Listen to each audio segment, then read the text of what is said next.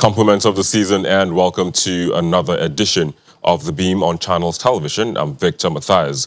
Now, the Nigerian Center for Disease Control and Prevention this week said a new variant of the coronavirus has emerged in Nigeria, which is different from new strains discovered in Britain and South Africa.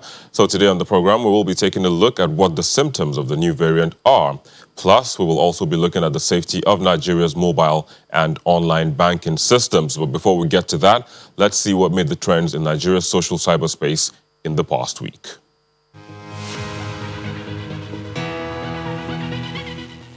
Nigerians are demanding justice for an 11-year-old boy who was allegedly sexually abused at Deeper Life Secondary School. Don Davis was molested by senior boys in his boarding school, and days ago, Don Davis's mother cried out on social media as she shared before and after photos of the boy, as she accused the school of neglecting her son while he was very sick. His mother also claims that her life has been threatened since she went public with the story.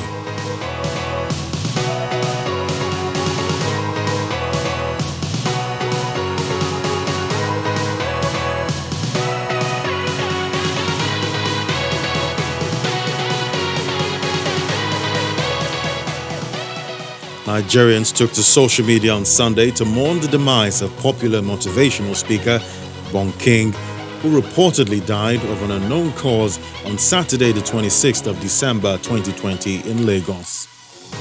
The cauldron of emotion poured out on social media indicated how much he was loved by many as they bade him farewell at the age of 48.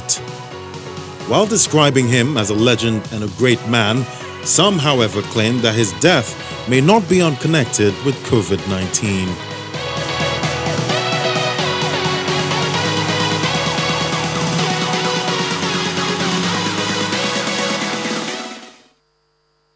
Well, there you go. Those were the trends in the past week. Of course, I'd have to say not so palatable. But you can be a part of the conversation from wherever you're watching us around the world. Just tweet at us at Channels Beam, at Channels TV, at Victor_MBIDI. You can also use the hashtag ChannelsBeam as well as COVID-19 update. But joining us to look at today's topic, we have with us right here in the Lagos studio, Dr. Tade Ajao. He is a former one-day governor of Lagos State and a medical doctor based in Lagos. He is a writer and an avid observer of the COVID-19 global outbreak. It's a pleasure to have you on the show today. So, I mean, so much has been going on, so to speak now, with regards the outbreak of this pandemic, and new strains have been found almost everywhere around the world now. But what's the situation right here in Nigeria? Well, the situation still still continues, from what we've been having as a background. There's new guidelines coming out. Following the closure or the stoppage of all the lockdowns that were, prescribed before. So we're having just like bars, restaurants, just, close down, and people being told to reduce, their social activities. Yeah, their social activities over this holiday. Yeah. So so speaking of this new strain, what is it like?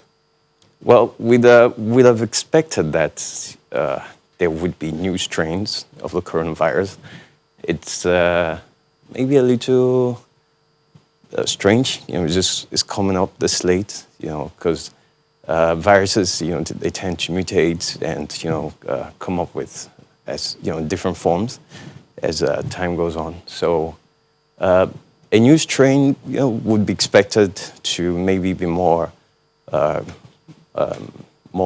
aggressive, probably more contagious. So, if anything, I think that is the major worry.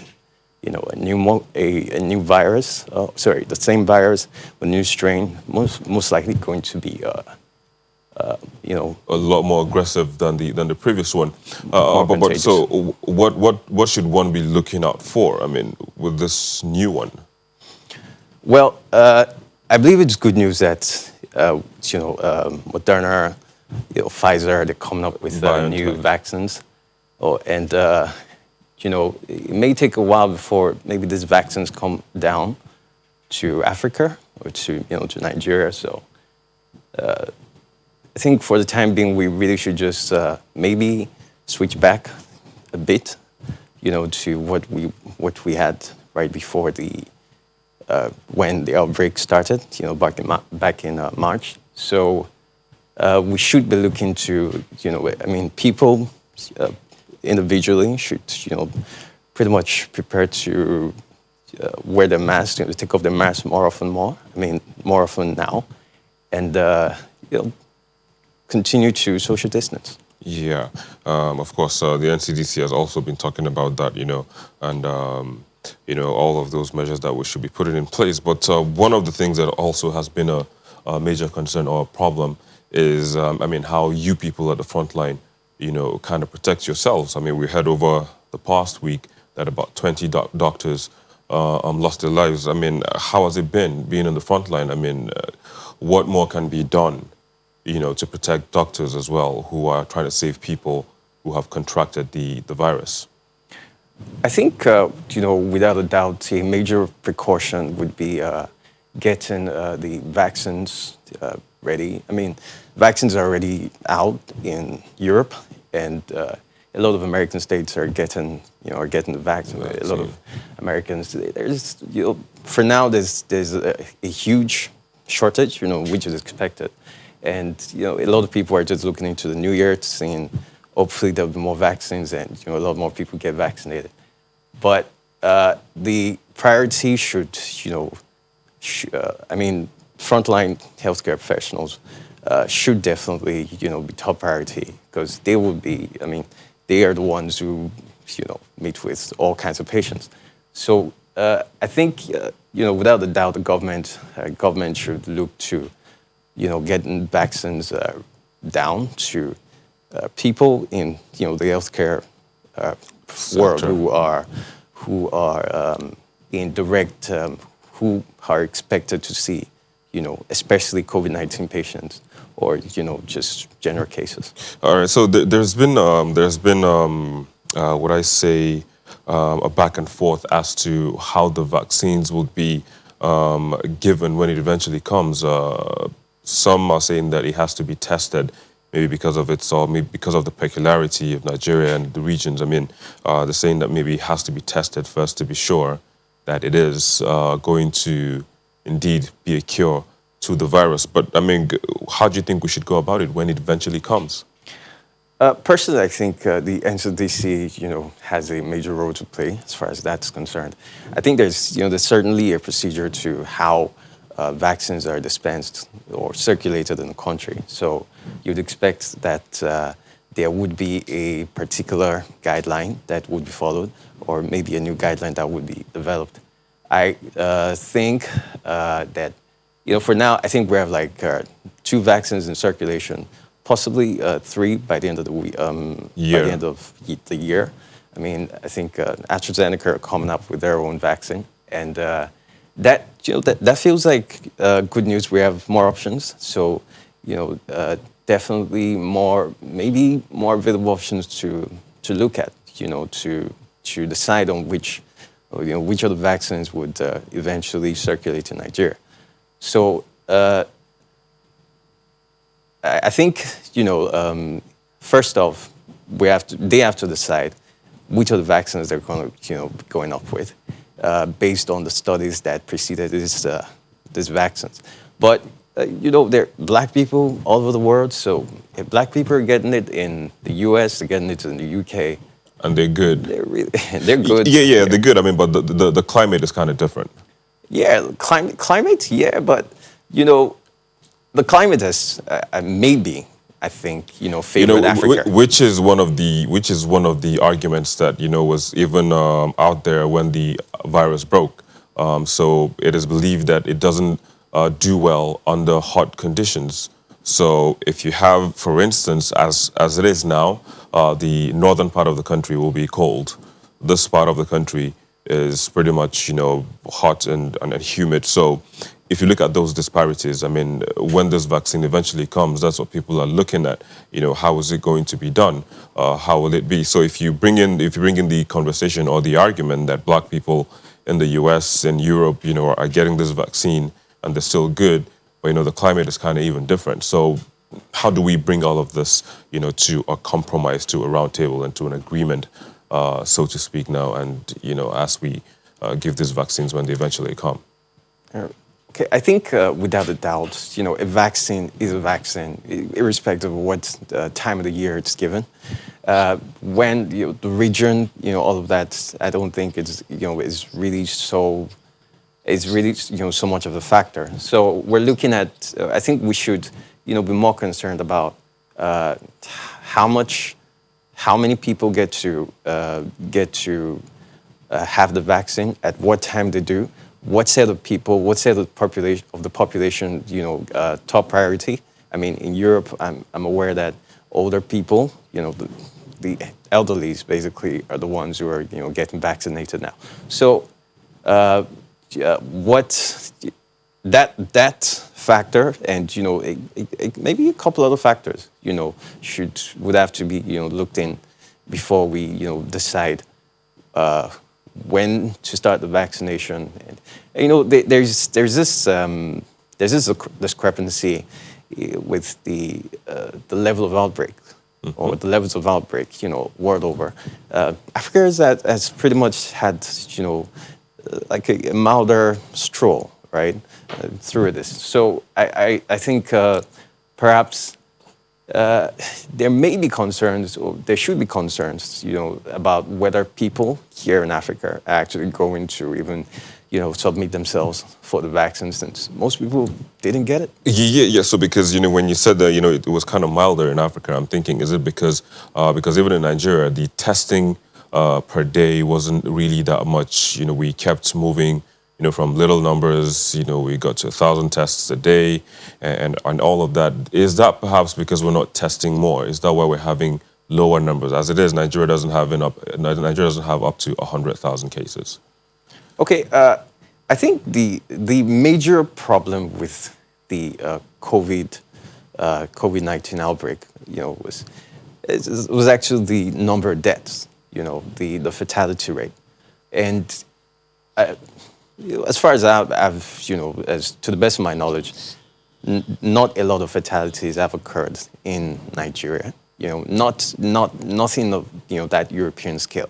So, testing or not, you'd expect that maybe a certain region in Nigeria, a certain state, a certain town community would be experiencing, or would have experienced some major Yeah. fatality, and we didn't see that. We're yet to see that, really. All right, let's just quickly get to our Abuja studio, where we have Dr. Adam Daoud.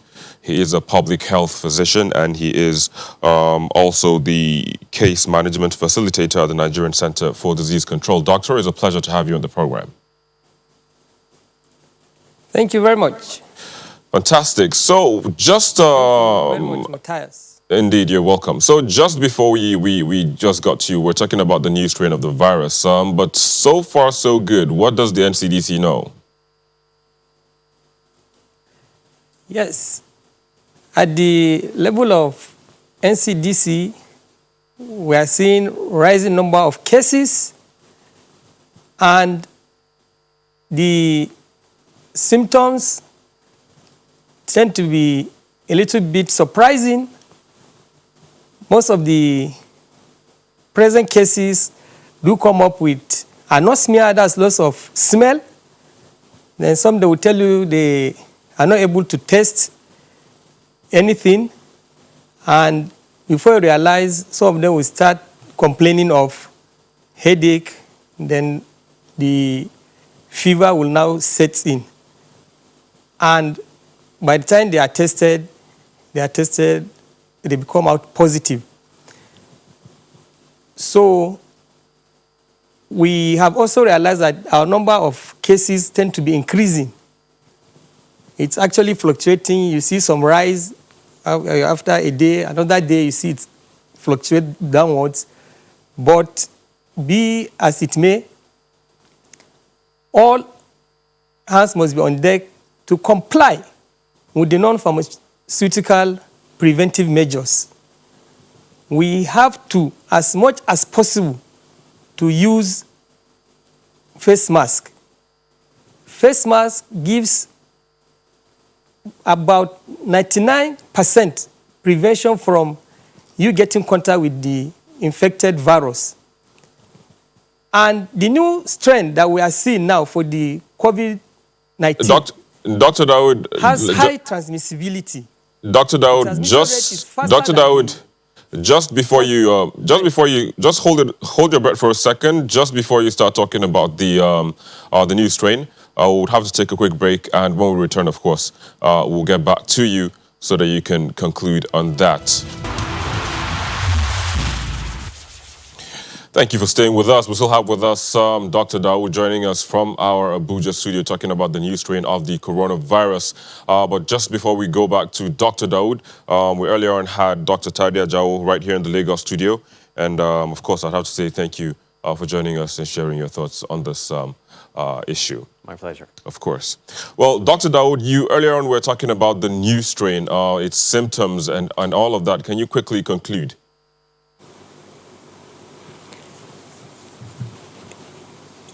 Yeah, thank you very much. As I said earlier, the new strain is nothing but it has actually undergone some mutation. And by so doing, it has increased some of its potentiality to actually become more virulent. And therefore, it has the high tendency of getting transmissible.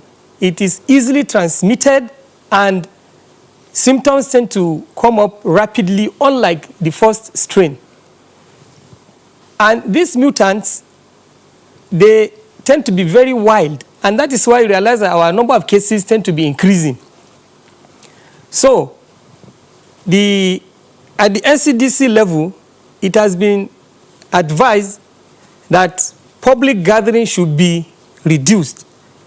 The use of face mask is very, very important and helpful. More so, if you don't have anything to do, please stay at home. Restrict your movements, only if it is very necessary, so that you don't come across this virus and you become unnecessarily infected. If you are infected, by the time you come back to the house, you will infect your family. And the number of trains will now be increasing exponentially, and the burden will now be too much. So what is expected is all gatherings should be at a hold for now. Use of face masks is mandatory provided you are stepping out of your house. And the use of hand sanitizer is very important once in a while, provided you are outside your house. If you have running water and soap, use it to wash your hand. And try as much as possible to avoid physical contact with people. So social distancing and physical distancing should actually be encouraged. If you are on a queue, give distance. And by so doing, we'll be able to actually get hold of these virus ramifications.